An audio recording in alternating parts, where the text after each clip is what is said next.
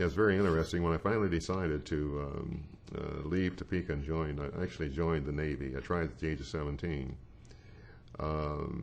Neither one of my parents would sign. You had to sign in at that age. 18, I was off and running, and both my mother and my father were very apprehensive. Shortly after I joined in June, and the Korean War broke out shortly thereafter, June of 1950. And I wondered to myself what I gotten myself into. Had you, when you were younger, did you have dreams of going into the service, or? Not so much going into the service, really. I just want to get away from Topeka. And I felt the service would be the best way to do it. And the Navy even better, because that would give me then exposure to the world in terms of travel. So that's one reason why I chose the Navy. I think the slogan then was "Join the Navy and see the world," or something like that. Well, they got me on that one.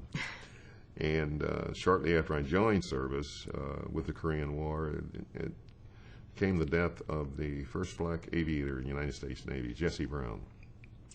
It was highly publicized, and I, at that point, had no idea that the blacks would be allowed to fly in the Navy or the Marine Corps. And the more I explored, the more I discovered that with certain test scores and so forth, you could apply for what was then called Naval Aviation Cadet Program. I applied. I was accepted. I made it through. There were those who were ahead of me who did not make it through. I say those other black cadets. And we were entering the program at the rate of about one every 9 months. One black cadet every 9 months. And there must have been tremendous pressure on it. Well, it was, as you look back on it now, but you have to remember, that was the norm. That was the norm. So to say it was pressure would be to say it was abnormal, but it wasn't for us. It was normal. This is the way things were.